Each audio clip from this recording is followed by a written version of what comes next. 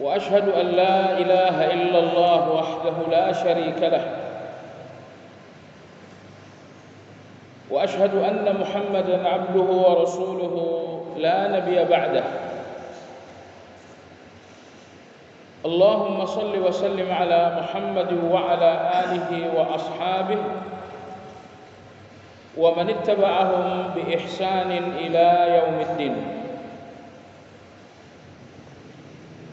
يا أيها الذين آمنوا اتقوا الله حق تقاته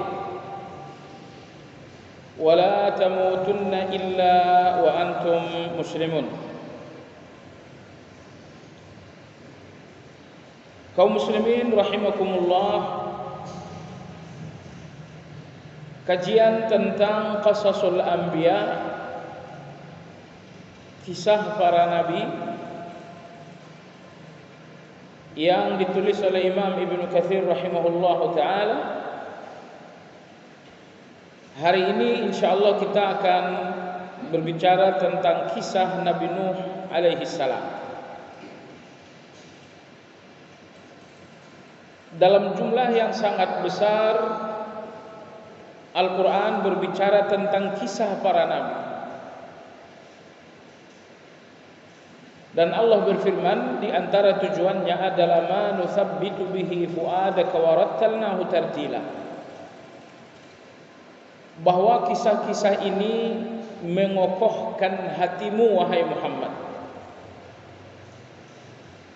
Jadi banyak tantangan-tantangan hidup yang membuat hati lemah.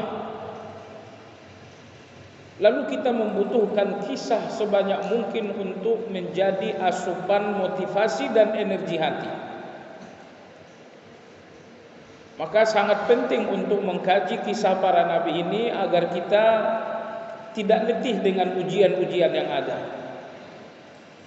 Karena semua ujian yang ada bukanlah ujian yang baru terjadi terhadap diri kita, tetapi sudah sangat banyak manusia yang berada dalam ujian-ujian itu. Muncullah kisah para nabi dalam Al-Quran melalui ayat yang sangat banyak, agar kita mampu melihat bagaimana umat-umat terdahulu menjalani situasi-situasi seperti yang kita jalani. Imam Ibnu Katsir rahimahullahu taala mengatakan, nama Nabi Nuh, namanya adalah Nuh bin Lamik bin Mutawasyikh bin Khanuh. Khanuh ini nama populernya adalah Nabi Idris alaihissalam. Jadi beliau Nabi Nuh alaihissalam adalah cucu kedua dari Nabi Idris. Nuh bin Lamikh bin Mutawasyikh bin Khanuh atau Idris.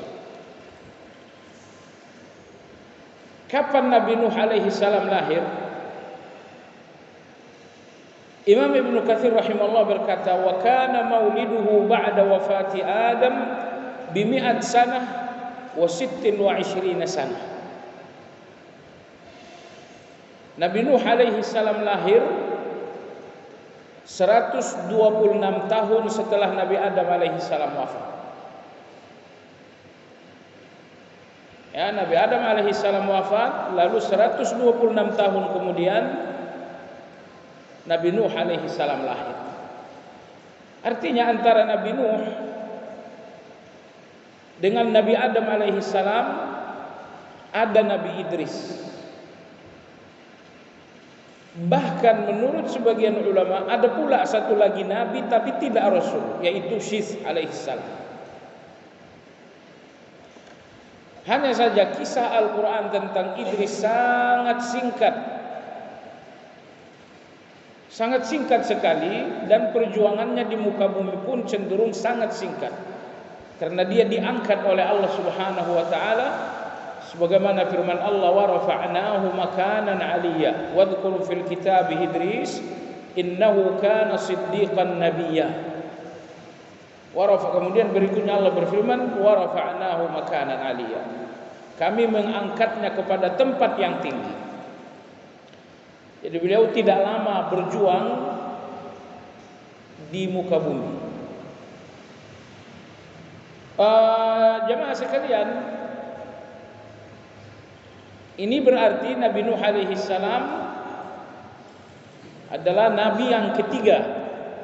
Nabi Adam, Idris, Syis, kemudian Nuh alaihi salam.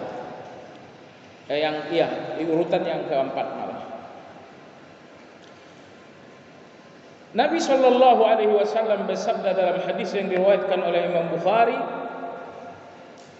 kata beliau, kana baina Adam wa Nuh 10 qurun kulluhum 'ala al-Islam. Antara Nabi Adam alaihi salam dengan Nabi Nuh alaihi salam terdapat 10 abad.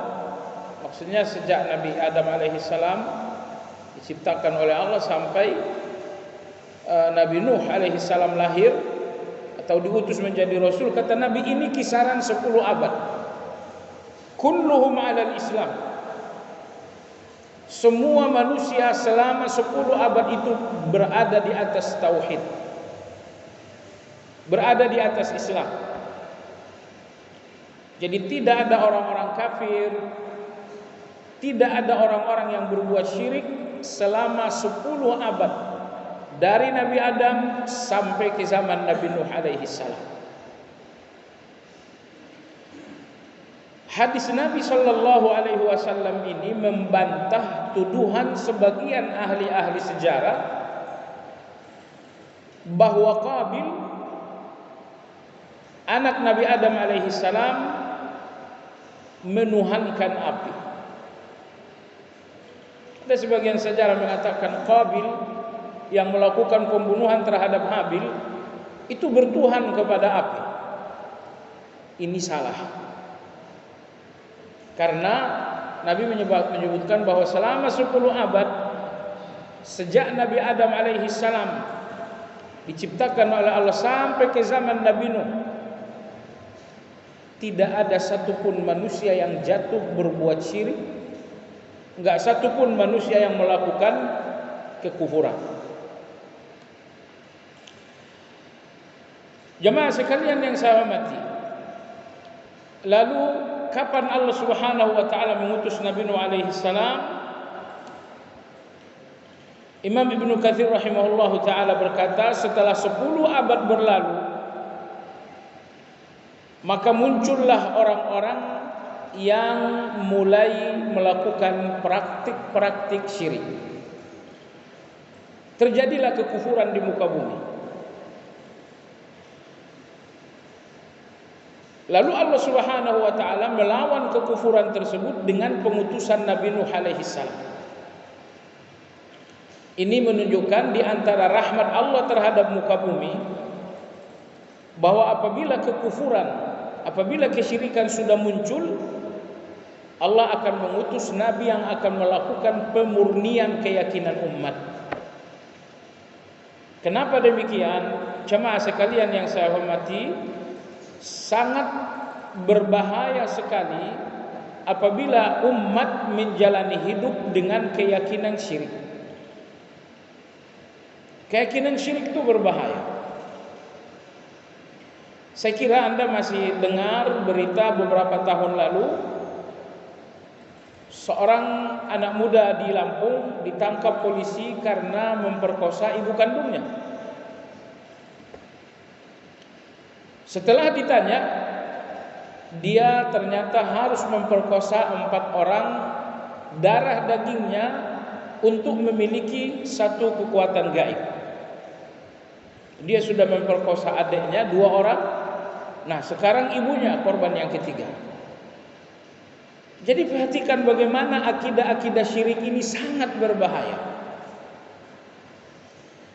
Ada kawasan tertentu, enggak elok juga disebut, kalau ada bayi yang wafat sebelum usia 7 hari, makamnya wajib diawasi. Kalau tidak, jenazah bayi yang wafat sebelum hari ke-7 biasanya hilang.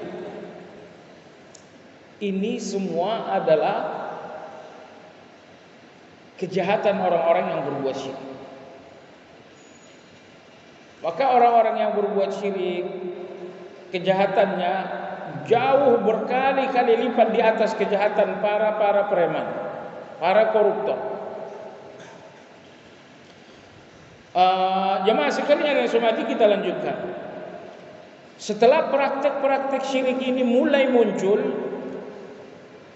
kehidupan manusia terancam. Karena orang-orang yang melakukan praktek syirik ini tidak segan-segan melakukan perbuatan pembunuhan dan lain-lain. Maka Allah pun mengutus Nabi Nuh alaihi salam.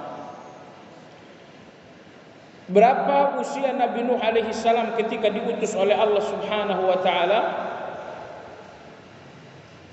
Tidak ada kesepakatan ahli sejarah mengenai usia Nabi Nuh saat diutus. Ada yang mengatakan bahwa Nabi Nuh alaihi salam diutus menjadi seorang rasul di usia 50 tahun, dan ini yang paling mendekati kebenaran. Ini yang paling mendekati kebenaran. Karena riwayat yang kedua bahwa Nabi Nuh alaihi salam diutus oleh Allah di usia 350 tahun. Ini walaupun ada riwayatnya tapi susah untuk diterima. Karena dalam Al-Quran Allah menyebutkan Nabi Nuh berdakwah alfasanatin illa khamsina am. Beliau berdakwah selama 1000 kurang 50 tahun. Artinya 950 tahun. Dan total usia Nabi Nuh alaihissalam 1000 tahun. Kalau dia berdakwah 950 tahun dan dia diutus di usia 350 tahun, 650 tahun, enggak cocok. Maka yang tepat sesuai dengan ayat, beliau berdakwah selama 350 tahun dari total usia 1000 tahun, berarti beliau diangkat menjadi seorang rasul di usia 50 tahun. Ini pendapat yang lebih mendekati kebenaran. Jamaah sekalian yang saya hormati, seperti apa fenomena syirik yang terjadi di zaman Nabi Nuh? Ini syirik yang pertama kali di muka bumi. Imam Ibnu Katsir rahimahullah menukil riwayat dari Ibnu Abbas bahwa di tengah masyarakat Nabi Nuh ada beberapa orang yang saleh. Namanya disebutkan oleh Allah dalam Al-Quran pada surat Nuh. Waddan, Suwa'an, Yaghus, Ya'uq, Nasara. Inilah 5 nama orang-orang saleh yang hidup di zaman itu. Lalu kemudian ketika 5 orang saleh ini telah wafat,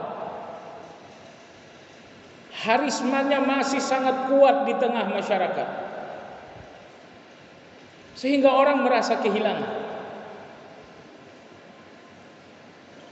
Dalam situasi masyarakat sangat kehilangan, muncullah satu kebiasaan. Apa itu? Ya'kufuna ala kuburihim. Masyarakat berulang-ulang mendatangi makam-makam mereka. Nabi sallallahu alaihi wasallam bersabda, hadis sahih, "Ma min ahadin yamurru ala qabrin ya'rifuhu fasallama alaihi illa arafahu wa radda alaihi salam." Artinya, tidaklah seseorang melewati makam dari orang yang ia kenal, kemudian ia mengucapkan salam, melainkan jenazah akan mengenalinya dan menjawab salamnya. Jadi orang-orang yang datang berziarah ternyata dikenali oleh jenazah.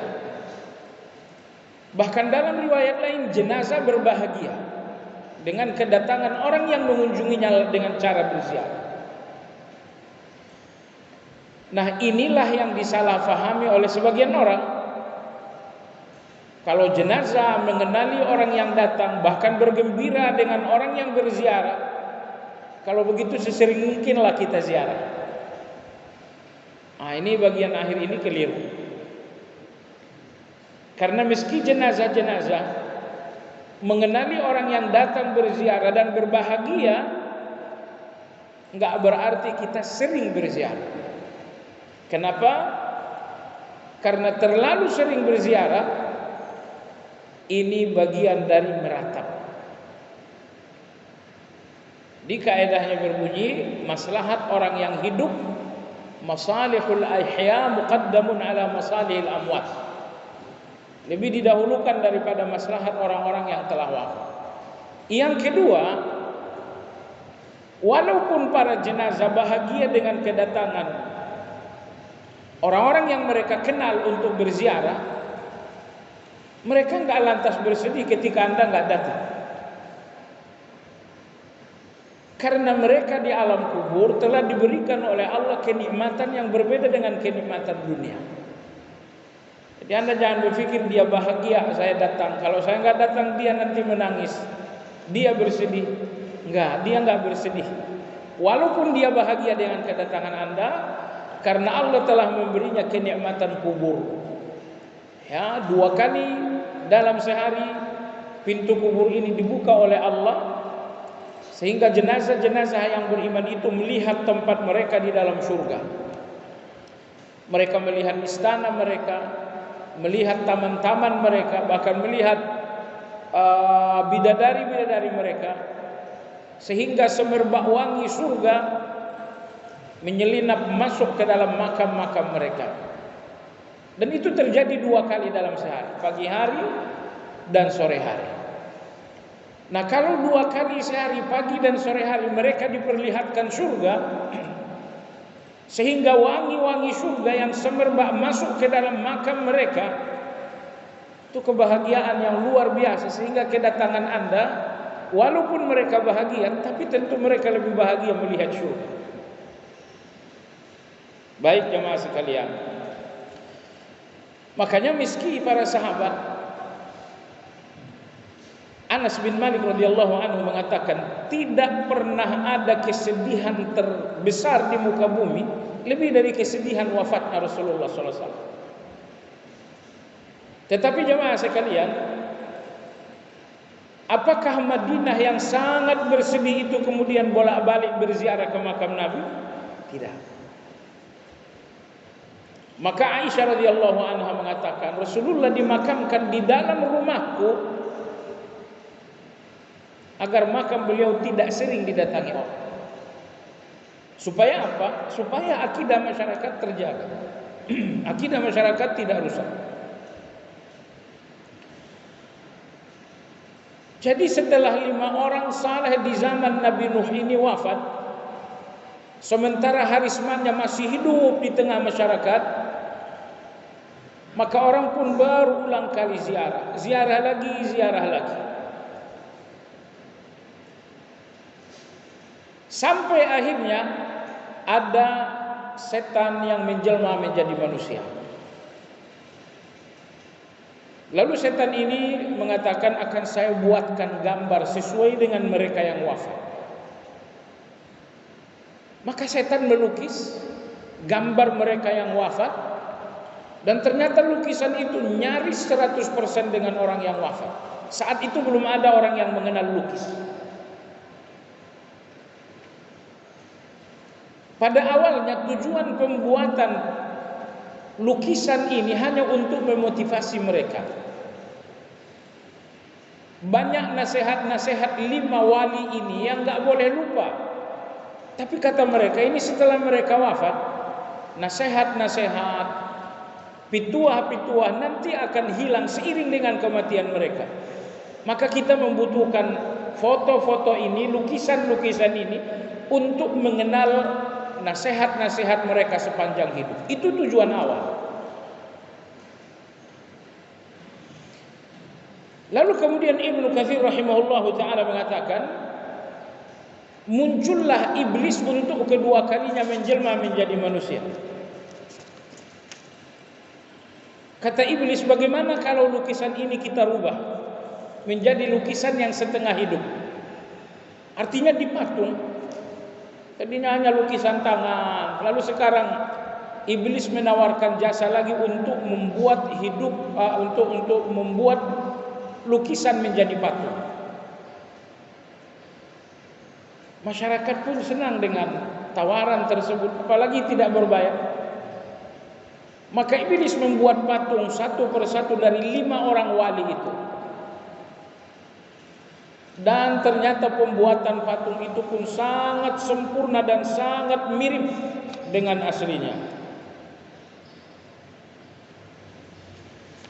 Lalu kata Imam Ibnu Katsir, ternyata pembuatan 5 patung ini bukan cuma 5 patung, tetapi sesuai dengan pesanan. Ada kampung tertentu yang memesan patung A, ada kampung tertentu yang memesan patung B, sehingga muncullah pesanan-pesanan patung ini, dan itu dilayani oleh iblis.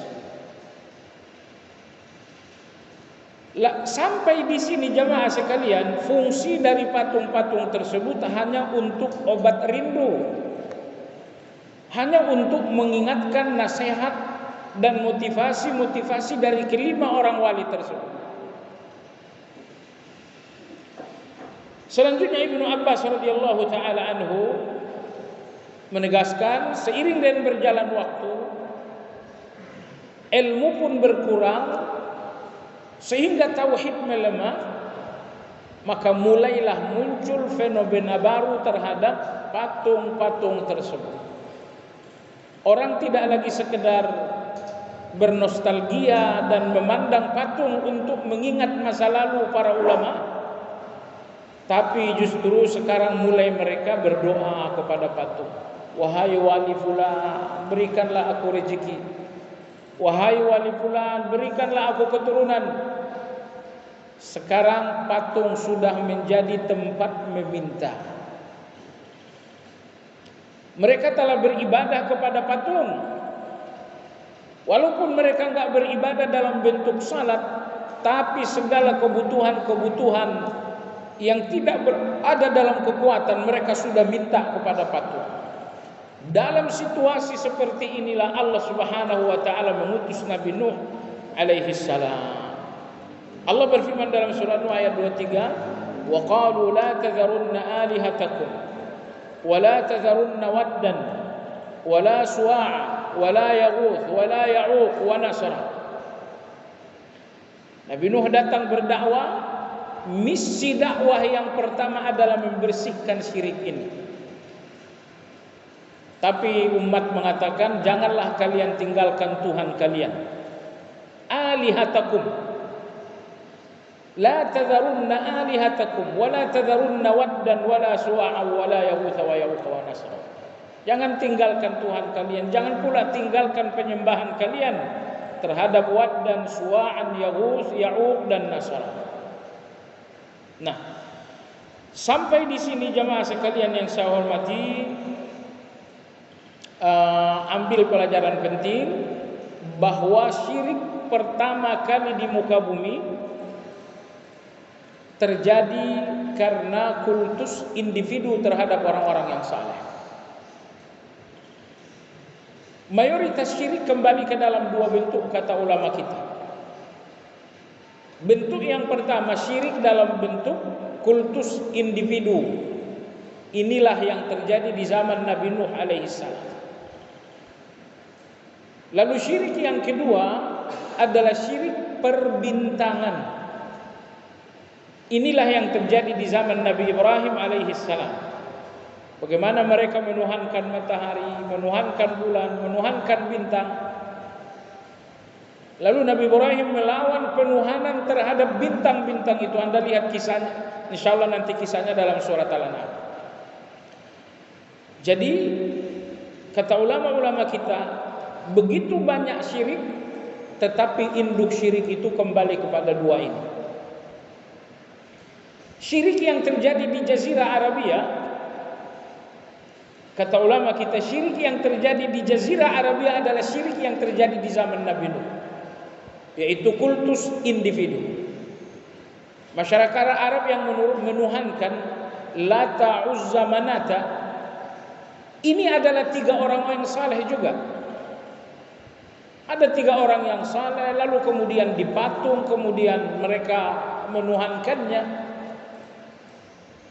Nah, maka Imam Ibnu Katsir rahimahullah juga menegaskan bahwa fenomena syirik di Jazirah Arabia di zaman Nabi sallallahu alaihi wasallam sepenuhnya merupakan perpanjangan sejarah dari syirik yang terjadi di zaman Nabi Nuh alaihissalam. Nah, saudara sekalian yang saya hormati, orang-orang yang saleh memiliki karisma, memiliki jasa, dan kita wajib hargai itu. Ya, wajib menghargai jasa orang-orang saleh, ulama-ulama kita, kiai-kiai kita, para habaib-habaib kita, karena mereka adalah perantara Allah untuk, mereka adalah perantara kebenaran untuk kita. Kita tahu kebenaran, kita memahami agama ini melalui mereka. Akan tetapi jamaah sekalian, tidak dibenarkan menghormati mereka lebih dari kemuliaan mereka.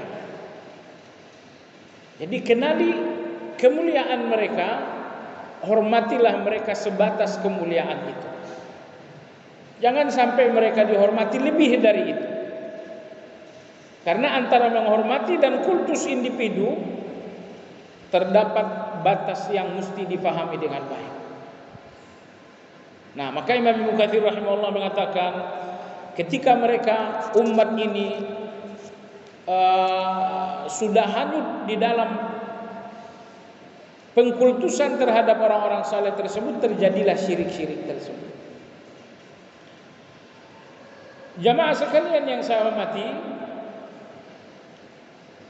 di zaman Nabi Shallallahu Alaihi Wasallam, ini hadis Ummu Salamah menguatkan apa yang tadi dikatakan Ibnu Katsir, bahwa syirik yang terjadi di Jazirah Arabia adalah syirik kultus terhadap orang-orang saleh. Dalam hadis yang diriwayatkan Imam Bukhari dan Imam Muslim, ketika situasi Mekah sangat mencekam bagi para sahabat yang baru masuk Islam, ketika itu Nabi Shallallahu Alaihi Wasallam mengizinkan para sahabat berhijrah ke kota atau ke sebuah kerajaan yang bernama Kerajaan Habasyah. Di antara orang yang berhijrah adalah istri Nabi yang bernama Ummu Salamah. Beliau berhijrah dengan suaminya Abu Salamah, berhijrah ke negeri Habasyah ini. Nah, Ummu Salamah dan Abu Salamah berhijrah di Habasyah, hidup nyaman dan aman di bawah perlindungan seorang raja yang bernama Najas, sehingga keduanya tidak lagi balik ke Mekah. Namun setelah Nabi hijrah ke kota Madinah, Ummu Salamah dan Abu Salamah langsung berhijrah ke Madinah. Jadi nggak balik lagi ke Mekah. Ummu Salamah berkisah, ya Rasulullah, ini setelah Ummu Salamah nanti menikah dengan Nabi kita salam, karena usai perang Uhud suaminya Abu Salamah mengalami luka yang akhirnya mengakibatkan Abu Salamah wafat. Hingga akhirnya Nabi kita menikah dengan Ummu Salamah. Kenapa? Masih banyak sahabat lain, kenapa mesti Nabi sallallahu alaihi wasallam? Jawabannya karena Abu Salamah, suami dari Ummu Salamah, adalah saudara sesusuan Rasulullah Shallallahu Alaihi Wasallam. Jadi orang Arab mungkin lebih pintar membangun jaringan sosial ketimbang kita. Bukan lebih pintar maksud saya, mereka punya cara yang lebih banyak. Kalau kita orang Indonesia membangun jaringan sosial cukup dengan pernikahan. Anak saya menikah ke sana, lalu kemudian menikah lagi ke sini. Hanya dengan cara pernikahan inilah terbentuk jaringan sosial. Adapun di zaman orang-orang Arab zaman dahulu, mereka punya cara yang kedua untuk membentuk jaringan sosial ini, bahwa anak mereka disusukan ke kabilah-kabilah di luar daerah. Sehingga anak ini memiliki dua orang tua.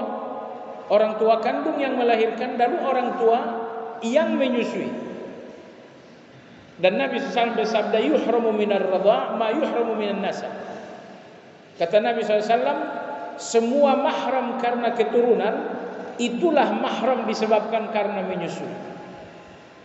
Jadi ada ibu susu, ada ayah susu.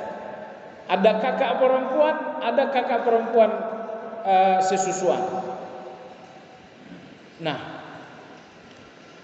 Abu Salamah adalah seorang sahabat sesusuan dengan Nabi SAW. Maka beliau wafat. Tentu yang paling berhak menikahi Ummu Salamah adalah Rasulullah. Setelah Rasulullah menikah dengan Ummu Salamah berkisah tentang satu kejadian di Habasyah. Habasyah itu nama sekarang adalah Ethiopia. Kata Ummu Salamah, ya Rasulullah, sewaktu aku berhijrah ke Habasyah, kami menemukan satu gereja yang bernama Gereja Maria. Dan ternyata di Gereja Maria itu terdapat patung-patung. Patung apa itu ya Rasulullah? Nabi SAW bersabda, ulaika idza mata fihimur rajulus salih banaw ala qabrihi masjidan. Orang-orang Ethiopia, kata Nabi SAW, apabila ada orang yang saleh wafat di tengah-tengah mereka, maka biasanya mereka membangunkan masjid di atas makamnya, lalu dibuatkan patungnya. Ya, jadi coba lihat bahwa fenomena kultus individu, sebuah kesyirikan yang terjadi di zaman Nabi Nuh, sekarang sudah merambah ke Jazirah Arabia melalui Ethiopia yang kita lihat ini. Maka benar kiranya apa yang ditegaskan oleh Imam Ibnu Katsir, bahwa fenomena syirik di Jazirah Arabia adalah fenomena syirik yang terjadi di zaman Nabi Nuh, yaitu kultus terhadap orang-orang yang saleh. Selanjutnya kata Nabi SAW, jadi orang-orang Ethiopia kalau ada orang yang saleh wafat, mereka bangunkan masjidnya, thumma sawwaru fihi tilka suwar. Lalu mereka membuat patung-patung itu di dalam masjid. Ulaika syirarul khalqi indallah, mereka adalah manusia yang paling buruk dalam pandangan Allah. Karena mereka membangun masjid bukan untuk mentauhidkan Allah dengan beragam ibadah, tetapi bangunan masjid tersebut untuk praktek-praktek syirik mereka. Dan kita khawatir di kemudian hari di masjid-masjid kita muncul pula nanti patung-patung ini. Saya mengunjungi satu tempat dan ternyata di masjid mereka ada banyak sekali gambar-gambar. Ya, dipajang di sini gambar-gambar. Nah, ini hanya nunggu proses waktu saja. Kalau masjid ini enggak segera tersirami dengan dakwah tauhid, gambar-gambar yang ada di masjid ini kemungkinan nanti akan berubah fungsi. Nah, jemaah sekalian yang saya hormati, Imam Ibnu Katsir rahimahullahu taala mengatakan bahwa Nabi Nuh alaihi salam adalah rasul yang pertama kali diutus kepada Allah ke tengah umat. Bagaimana dengan Nabi Adam? Nabi Adam itu nabi, bukan rasul. Ya. Lantas bagaimana dengan Nabi Idris? Nabi Idris itu nabi dan rasul tapi diangkat oleh Allah Subhanahu wa taala. Maka rasul yang pertama kali mendakwahkan tauhid sehingga terjadi konflik dengan umat adalah Nabi Nuh alaihissalam. Nabi bercerita tentang peristiwa hari kiamat di mana manusia telah mengalami kesulitan yang sangat buruk. Manusia telah dibangkitkan oleh Allah dari makam, dan itu telah berlangsung lama sekali sudah dibangkitkan lama sekali, panas kepanasan, lapar, haus, dan entah apa kejadian, entah apa proses, manusia bingung, nggak ada proses apa-apa. Maka tiba-tiba seluruh manusia sepakat untuk mencari dan menemukan Nabi Adam. Ditemuilah Nabi Adam. Manusia berkata, wahai Adam, anta abul bashar, engkau adalah ayah dari seluruh manusia. Maka berdoalah kepada Allah agar segala proses yang seharusnya berlangsung segera dimulai. Nabi Adam mengatakan, saya tidak bisa, karena saya bermaksiat kepada Allah disebabkan karena memakan buah terlarang. Tetapi pergilah kalian menjumpai Nabi Nuh. Maka seluruh manusia pun sepakat untuk menjumpai Nabi Nuh. Lalu seluruh manusia mengatakan, wahai Nuh, anta awwalu rasulin arsalahullah. Engkau adalah seorang rasul yang pertama kali diutus oleh Allah. Maka berikanlah syafaat agar proses perhitungan amal ini segera dimulai. Nabi Nuh alaihissalam mengatakan, aku tidak bisa, karena ada maksiat antara aku dengan Allah. Nabi Ibrahim tidak bisa, karena dia berdusta 3 kali. Nabi Musa enggak bisa, karena dia pun memiliki dosa. Nabi Isa pun tidak bisa. Ini antum lihat jemaah sekalian, bahwa seluruh nabi-nabi yang mulia terkendala untuk berdoa meminta syafaat kepada Allah, menyampaikan syafaat kepada Allah disebabkan karena dosa, disebabkan karena pelanggaran. Maka jauhilah dosa. Sebab kalau misalnya Nabi Adam alaihi salam dia tidak bisa berdoa kepada Allah untuk memberi syafaat di depan Allah agar perhitungan amal dimulai, dan kendala satu-satunya adalah dosa. Padahal dosa Nabi Adam cuma satu, yaitu memakan buah terlarang. Ternyata hanya dengan satu dosa saja sudah cukup menjadi kendala di mana Nabi Adam tidak bisa memberikan syafaat.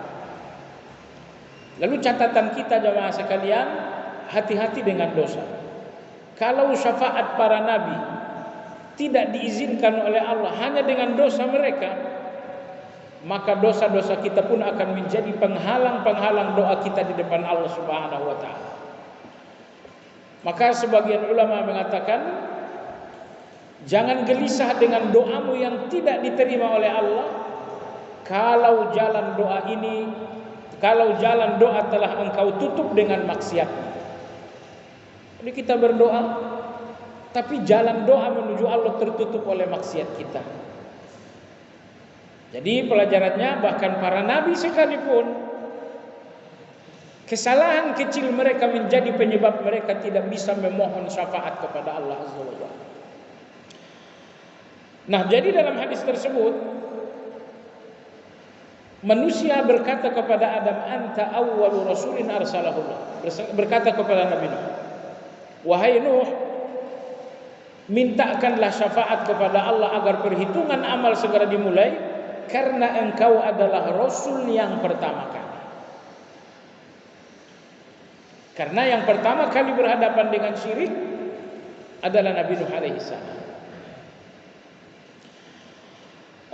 Jemaah sekalian, setelah Allah Subhanahu wa taala mengutus Nabi Nuh dengan misi utama berhadapan dengan orang-orang tersebut, orang-orang yang telah melakukan syirik, maka agenda dakwah yang pertama Nabi Nuh adalah dakwah tauhid. Allah Subhanahu wa taala berfirman dalam Al-Qur'an tentang Nabi Nuh alaihi salam, wa ya qaumi ibudullaha ma lakum min ilahin ghairu. Wahai kaumku sekalian, beribadahlah kalian hanya kepada Allah. Doa itu ibadah, maka berdoalah hanya kepada Allah. Istighasah itu adalah ibadah, maka istighasalah hanya kepada Allah. Isti'anah adalah ibadah, maka isti'anahlah hanya kepada Allah Azza wa Jalla. Apakah berbeda antara doa dengan istighasah? prinsipnya sama. Ya, isti'anah, istighasah, doa semuanya adalah meminta kepada Allah Azza wa Jalla. Apa perbedaannya? Perbedaannya istighasah khusus doa minta dilepaskan dari kesusahan. Jadi apabila Anda dalam satu kesusahan, apakah kesusahan sakit atau kesusahan ekonomi dan lain-lain, dan Anda ingin lepas dari kesusahan tersebut, maka Anda berdoa kepada Allah. Doa untuk lepas dari kesusahan ini dinamakan dengan istighasah. Nah, bagaimana kalau saya berdoa kepada Allah agar kesusahan tidak terjadi? Kalau istighasah ini minta tolong kepada Allah atas kesusahan yang sudah terjadi. Kalau Anda minta tolong kepada Allah atas kesusahan yang belum terjadi, itu dinamakan isti'anah. Ya Allah, jauhkan aku dari hutang piutang. Anda tidak punya hutang kan? Iya. Tapi saya minta dijauhkan oleh Allah. Itu namanya isti'anah. Minta tolong kepada Allah atas satu persoalan yang tidak terjadi, supaya enggak terjadi. Adapun minta tolong kepada Allah atas satu persoalan yang telah terjadi ini dinamakan istighasah. Nah, sementara kalau Anda minta kenikmatan-kenikmatan, minta kebaikan-kebaikan, itu namanya doa. Ya Allah, berikan aku hati yang istiqamah. Ya Allah, berikan aku rezeki yang halal. Ya Allah, panjangkan usiaku dalam ketaatan. Anda meminta kenikmatan, itu doa. Ya, Anda ingin lepas dari kesulitan yang terjadi, itu istighasah. Anda ingin dijauhkan dari kesulitan yang mungkin terjadi, itu namanya isti'anah. Itu namanya isti'anah. Jemaah sekalian, syirik tidak terjadi dalam kekuatan manusia, tapi selalu terjadi dalam kesulitan manusia. Artinya, terjadikah syirik ketika seseorang selalu dalam keadaan baik? Tidak. Tapi begitu seseorang berada dalam keadaan lemah, mungkin karena sakit, mungkin karena terlilit hutang, mungkin karena punya satu keinginan yang gak bisa dicapai dengan kekuatan manusia. Ketika manusia berada dalam titik lemah, inilah situasi rawan syirik. Situasi rawan syirik. Maka Anda dengan uang yang banyak, dengan kesehatan yang bagus, kemungkinan Anda akan jauh dari syirik. Tapi kalau Anda sampai di titik lemah, nggak ada uang, hutang di mana-mana, kesehatan nggak kunjung sembuh. Dalam situasi-situasi lemah inilah manusia mudah jatuh kepada syirik.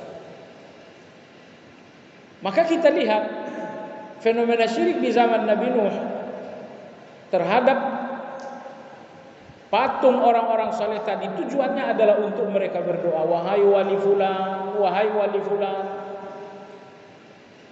Ya, mereka enggak berarti tawaf mengelilingi patung-patung tersebut, tapi mereka berdoa, wahai wali, wahai wali, wahai wali. Mereka berdoa kepada patung-patung tadi, artinya ada satu kebutuhan yang tidak tercapai. Ada satu hajat yang tidak terrealisasi. Mereka enggak punya kemampuan untuk sampai kepada keinginan dan cita-cita mereka, maka mereka pun meminta berdoa di patung-patung tersebut. Maka hati-hati jamaah sekalian dengan titik lemah yang membuat Anda kehilangan pikiran sehat. Karena fenomena syirik terjadi justru dalam keadaan manusia berada dalam situasi lemah. Nabi Nuh terus berdoa. Allah Subhanahu wa taala berfirman dalam Al-Qur'an, "Ya qaumi ibudullaha ma lakum min ilahin ghairu." Kadang-kadang Nabi Nuh mengatakan, "Alla ta'budu illallah." Wahai kaumku, beribadahlah kepada Allah karena kalian enggak punya Tuhan kecuali Allah. Terkadang beliau mengatakan, "La ta'budu illallah." Jangan lakukan ibadah apapun kecuali hanya untuk Allah Subhanahu wa taala. Hormatilah orang-orang saleh Tapi mereka jangan dihormati dengan cara-cara ibadah. Anda boleh menghormati orang tua, bahkan wajib. Belakangan ini saya lihat ada satu fenomena yang tidak salah, tapi bukan yang terbaik. Yaitu saya khawatir ini jadi pemahaman. Maka saya sampaikan agar tidak menjadi pemahaman. Anda sebagai orang tua punya uang banyak, sehingga Anda meminta seseorang badal umroh untuk orang tua. Anda telah melakukan kebaikan yang sangat besar. Anda enggak menyimpang, enggak melanggar sama sekali. Tapi manakah yang lebih mulia?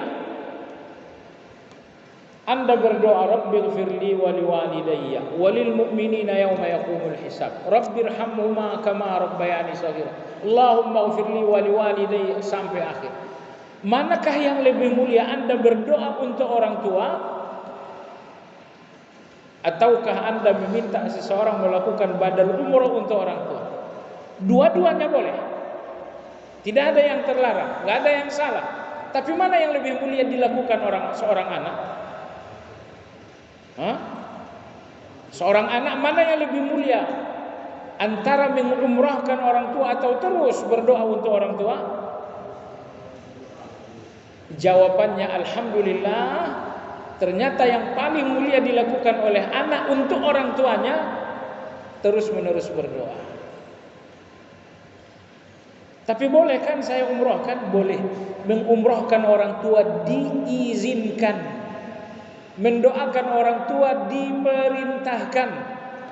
Antara diizinkan dengan perintah mana lebih kuat? Nabi kita SAW sampai di Mina. Tiba-tiba datang seorang wanita dari suku Khas'amiyah. Beliau mengatakan, ya Rasulullah, ayahku udah enggak kuat naik kendaraan. Afa ahujju anhu? Bolehkah aku melakukan badal haji atas ayahku? Kata Nabi SAW, hajilah atas nama ayahmu dan bagimu pahala. Jadi boleh membadalkan haji dan membadalkan umrah orang tua yang tidak mampu gitu ya. Boleh. Tapi itu sekedar diizinkan. Karena diizinkan tentu pahalanya besar. Maka badal umrah untuk orang tua diizinkan berdasarkan hadis tadi. Hadis tadi diriwayatkan oleh Abdullah bin Abbas. Riwayat Imam Muslim. Adapun mendoakan orang tua bukan diizinkan tapi diperintahkan. Nabi bersabda, "Idza mata ibnu Adam inqata 'amaluhu illa thalath." Bila seorang anak manusia wafat, terputuslah amalnya kecuali 3. Pertama, ilmu bermanfaat, sedekah jariah, kemudian anak yang saleh. Subhanallah. Sebagian ulama kita menafsirkan firman Allah yang berbunyi, alimat nafsum ma qaddamat wa akharat. Nanti manusia akan mengetahui apa yang telah dia lakukan dan apa yang nanti akan terjadi nantinya. Ini orang-orang saleh. Ketika mereka akan wafat, Allah nampakkan kebaikan yang telah mereka lakukan, qaddamat. Kemudian Allah pun menampakkan akhirat, amal-amal saleh yang nanti pahalanya akan mengalir. Subhanallah. Alimat nafsum ma qaddamat wa akhirat. Menjelang kematian, setiap orang yang saleh akan mengetahui ma qaddamat, pahala dari amal terdahulu dinampakkan oleh Allah jelang wafat. Wa ma akhirat, dan nanti pahala yang akan mengalir setelah meninggal dinampakkan juga oleh Allah. Makanya Masya Allah, kalau sampai jelang kematian Allah nampakkan, ini anak-anak yang saleh, doa mereka akan selalu ada untukmu. Ini sedekah jariahmu, ini pun akan mengalir. Inilah ilmu yang kau ajarkan. Maka berdasarkan ayat tadi, alimat nafsum ma qaddamat wa akhirat, bahwa tidaklah seorang yang saleh wafat kecuali dia melihat 2 hal sebelumnya. Amal-amal terdahulunya yang baik yang diterima oleh Allah dia lihat. Dan amal-amal yang nanti akan menjadi penambah pahala setelah kematian, yaitu 3, itu pun akan dinampakkan oleh Allah Azza wa Jalla. Jadi kesimpulan jemaah sekalian, badal haji, badal umrah atas nama orang tua Anda amal saleh. Pahalanya besar bagi orang tua dan bagi Anda. Gitu ya. Saya pun kalau pergi haji, kadang-kadang dapat titipan juga, Ustaz, tolong hajikan orang tua saya. Jadi hukumnya dibenarkan. Tapi sekali lagi, antara membadalkan haji orang tua dan mendoakan orang tua, bobot perintahnya berbeda. Badal haji dan umroh haji orang tua diizinkan, tapi mendoakan orang tua diperintahkan. Allah berfirman dalam surat Al-Isra, wa qul rabbirhamhuma kama rabbayani shaghira. Dan katakanlah rabbirhamhuma, ya Allah sayangi kedua. Maka doa untuk orang tua diperintah, tetapi badal umrah, badal haji untuk orang tua diizinkan. Maka Anda yang tidak mampu membuat badal umrah, badal haji orang tua, jangan kecil hati. Ternyata yang lebih agung untuk orang tua lebih dari itu adalah Anda terus-menerus berdoa. Terus-menerus berdoa untuk orang tua. Rabbirhamhuma kama rabbayani shaghira, atau rabbighfirli wa liwalidayya warhamhuma kama rabbayani shaghira, atau doa Nabi Ibrahim, Rabbana ighfirli wa liwalidayya wa lil mu'minina yauma yaqumul hisab. Itu jauh lebih baik karena Anda berdoa untuk Anda, untuk orang tua dan orang-orang beriman. Rabbana ighfirli wa liwalidayya wa lil mu'minina yauma yaqumul hisab. Baik jemaah sekalian yang saya hormati. Jadi doa ada tadi isti'anah, ada istighasah. Kalau Anda minta kebaikan itu namanya doa biasa. Maka Nabi Nuh AS mengatakan Allah ta'budu illallah, jangan lakukan ibadah apapun kecuali untuk Allah. Hormati orang tua, tapi jangan hormati orang tua dengan cara-cara ibadah. Hormati ulama-ulama, tapi jangan hormati mereka dengan cara ibadah. Misalnya kalau Anda sujud kepada seorang ibu,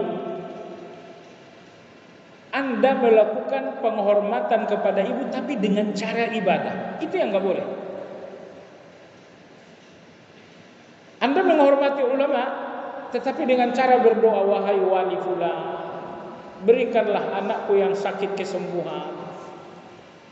Anda menghormati, tapi kenapa dengan cara ibadah?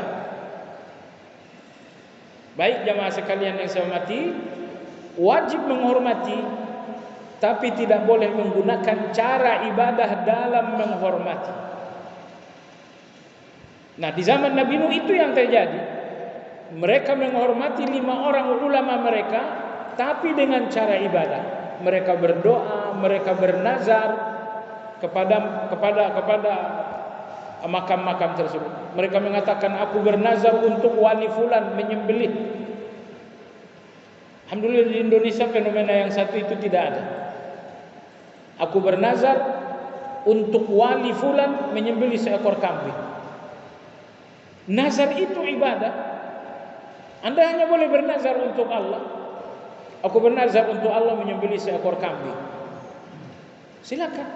Tapi bahwa aku bernazar untuk wali fulan, untuk kiai fulan, aku bernazar untuk orang tuaku yang telah wafat menyembelih seekor kambing, itu enggak boleh. Ya, tapi kalau Anda bersedekah untuk orang yang wafat, bersedekah untuk ayah, untuk ibu, pahala sedekah sampai kepada orang yang wafat berdasarkan ijma'. Enggak ada khilafiyahnya. Sedekah atas nama orang yang wafat sah. Tapi bukan nazar, jangan salah faham. Aku bernazar atas nama ayahku menyembelih kambing. Salah, Anda enggak sedekah tapi nazar. Tapi yang terbaik Anda lakukan, aku bersedekah atas nama ayahku. Aku bersedekah atas nama ibu. Hal itu dibenarkan dan tidak ada perbedaan pendapat. Yang enggak boleh Anda lakukan adalah nazar. Karena nazar adalah ibadah, maka hanya dilakukan atas nama Allah. Aku bernazar atas nama Allah menyembelih seekor kambing di panti asuhan, menyembelih seekor kambing misalnya untuk orang-orang miskin untuk kurban, maka saya berkorban karena nazar. Baik, jemaah sekalian yang saya hormati, Nabi Nuh alaihi salam berdakwah penuh dengan semangat. Allah Subhanahu wa taala menyebutkan bagaimana Nabi Nuh berdakwah, lailan wa nahar, sirran wa alaniyah. Rabbi inni da'awtu qaumi lailan wa nahar, falam yazidhum du'ai illa firara. Wa inni kullama da'awtuhum litaghfira lahum ja'alu asabi'ahum fi adhanihim wastaghshaw thiyabahum wa asarru wastakbaru istikbara. Thumma inni da'awtuhum jihara, thumma inni alantu lahum wa asrartu lahum israra. Faqultu astaghfiru rabbakum innahu kana ghaffara. Nabi Nuh alaihi salam mengatakan, ya Allah, aku telah menyampaikan dakwah ini siang dan malam. Falam yazidhum du'ai illa firar. Tapi dakwah ini tidak membuat aku semakin dekat dengan mereka, tapi justru mereka semakin menjauhi aku. Kita berdakwah mendekati orang dulu. Dengan kedekatan inilah dakwah ini bisa tersemai. Dengan kedekatan inilah kebenaran ini bisa tersampaikan. Tapi berbeda dengan Nabi Nuh alaihi salam. Aku telah berdakwah siang dan malam.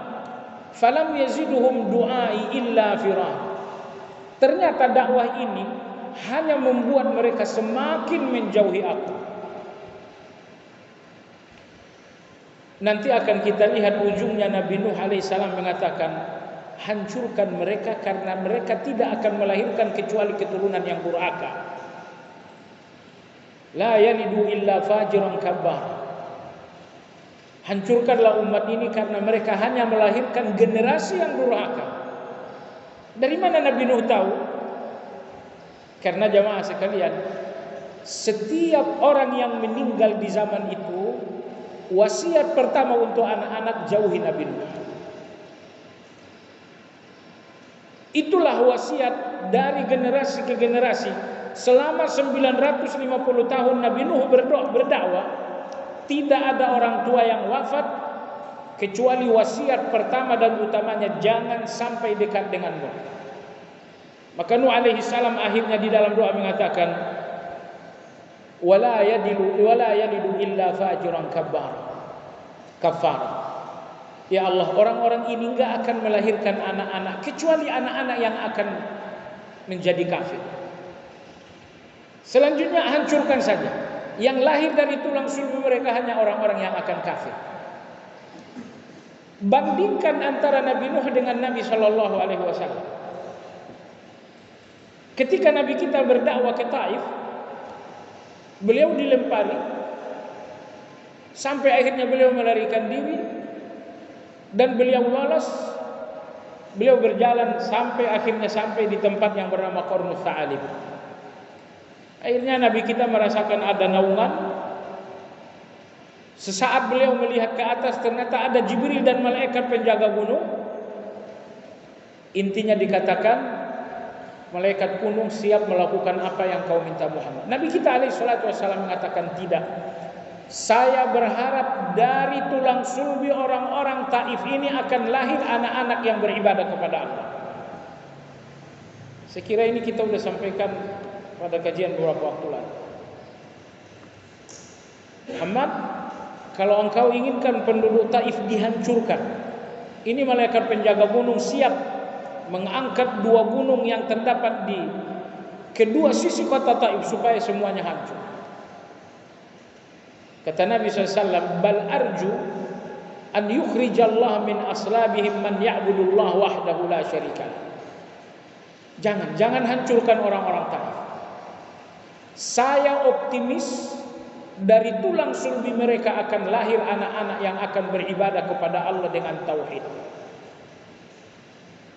Nabi meminta jangan dihancurkan penghuni Taif karena harapan dari tulang sulbi mereka akan ada orang yang akan mentauhidkan Allah. Sementara Nabi Nuh alaihi salam berdoa agar umatnya dihancurkan oleh Allah.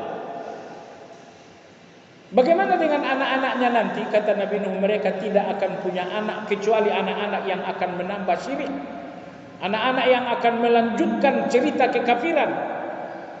Jadi hancurkan saja, kata Nabi Nuh alaihissalam. Jadi perhatikan jemaah sekalian, betapa buruknya watak umat Nabi Nuh ini. Setiap orang tua yang wafat selama 950 tahun selalu berwasiat, jangan sampai kalian dekat dengan Nabi Nuh. Jangan sampai kalian dekat dengan Nabi Nuh. Nanti akan kita sebutkan berapa jumlah orang yang beriman kepada Nabi Nuh saat terjadi banjir bandang. Dua riwayat. Ada yang mengatakan hanya 10 orang. Riwayat kedua mengatakan jumlahnya 80 orang. 950 tahun berdakwah, ternyata hasilnya hanya 10 orang menurut satu riwayat. Riwayat kedua 80 orang. Pertanyaannya, Nabi Nuh ini gagal berdakwah enggak? Ini kalau ukuran kita ini udah gagal dakwah. 9,5 abad dakwah hasilnya 10 orang. Tapi tidak dinamakan gagal dakwah karena dia maksimal. Ya Allah, aku telah berdakwah siang dan malam, dan ternyata dakwah ini hanya membuat mereka semakin menjauhi aku. Lalu kemudian aku berdakwah kepada mereka terang-terangan. Aku pun berdakwah kepada mereka diam-diam. Aku datangi rumahnya satu persatu, aku ajak bicara satu persatu. Tapi semuanya nihil, semuanya tidak berhasil. Jemaah sekalian yang saya hormati, saya kira sampai di sini insya Allah akan datang adalah seperti apa sikap dari umat Nabi Nuh ketika beliau mulai berdakwah. Itu yang insya Allah akan datang. Ya, kalau ada pertanyaan dipersilakan. Berapa menit lagi syuruk? Baik, silakan kalau ada pertanyaan. Iya, apa yang Pak?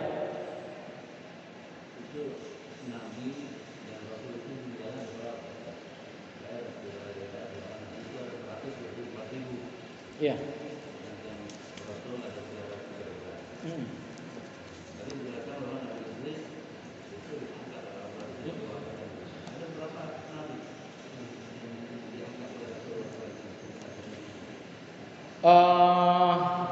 Nabi yang namanya tersebut dalam Al-Quran 25 Nabi dan Rasul.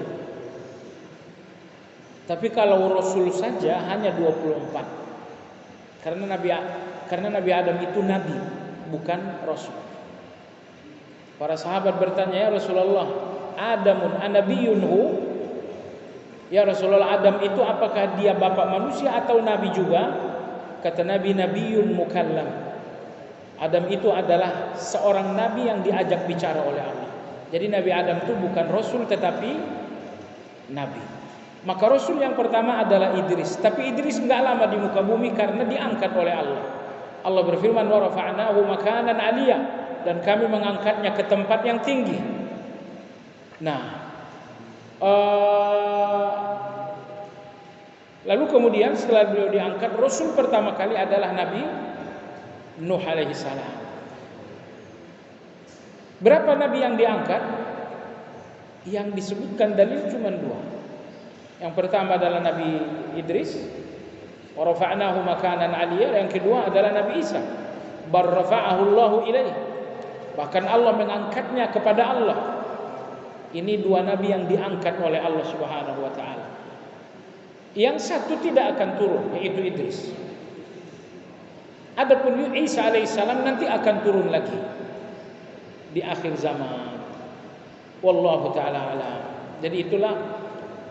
Adapun total para nabi sangat banyak. Jumlah mereka kita enggak tahu. Hanya saja yang tersebut dalam Al-Qur'an nabi dan rasul 25. Nabi dan rasul. Kalau rasul saja 24. Tapi kalau ikut dengan nabi sebanyak 25. Kalau dikatakan total Nabi 24.000, lalu Rasul ada 300 orang, bisa jadi. Itu disebutkan Imam Syaukani jumlah itu dalam kitab Fathul Qadir. Allah sendiri hanya menyebutkan secara global. Wa rusulan qad khasasnahum 'alaika min qabl wa rusulan lam naqsusum 'alaika. Ada rasul-rasul yang telah kami kisahkan dan ada rasul yang kami belum kisahkan. dan rasul yang tidak dikisahkan jauh lebih banyak. Nah, Al-Quran ini mengangkat kisah para nabi terkhusus 5 orang, yaitu nabi-nabi ulul azmi. Itu kisahnya yang banyak dalam Al-Quran.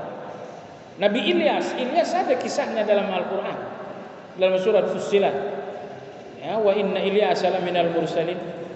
Tapi kisahnya sangat sedikit, gitu ya. Adapun kisah terbanyak dalam Al-Quran adalah kisah dari nabi-nabi ulul azmi yang jumlahnya 5 orang. Wallahu a'lam. Ya, pertanyaan lain?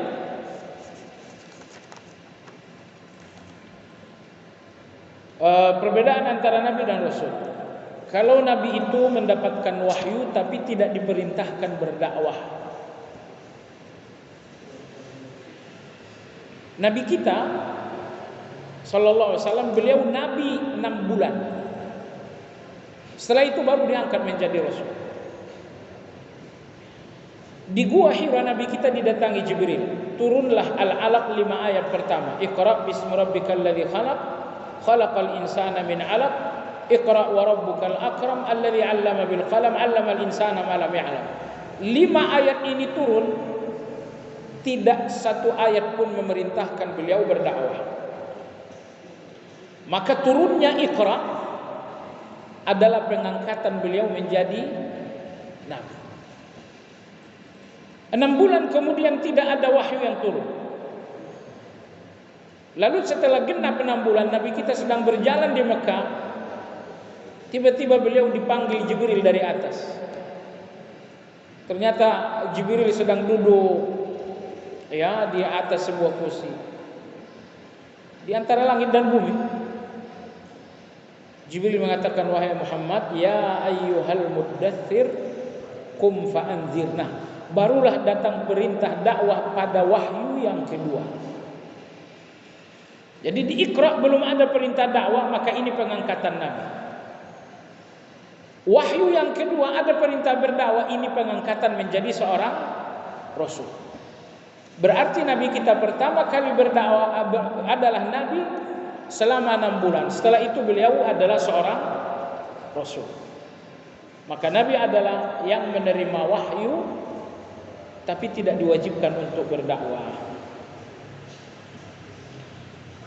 Apakah Nabi Nuh berdoa kepada Allah untuk menyelamatkan anaknya yang kafir? Insyaallah nanti akan kita lihat tragedinya. Itu pelajaran yang sangat penting juga. Dia tidak berdoa. Dia tidak berdoa untuk keselamatan anaknya, karena Allah berjanji, wahai Nuh, engkau dan keluargamu akan selamat, kecuali yang tertentu tidak ikut selamat. Keluarga tertentu yang tidak ikut selamat, pertama istrinya, yang kedua adalah Kanaan. Nah, sebelum banjir terjadi, Allah sudah berfirman, wala tukhatibni fil ladzina zalamu innahum mughraqun. Wahai Nuh, banjir akan terjadi dan jangan bicara kepada aku tentang orang yang tenggelam. Ternyata anaknya termasuk tenggelam. Nabi Nuh enggak bisa menahan diri.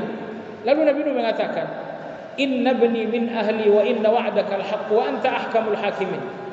Ya Allah, bagaimana dengan anakku, sudah tenggelam?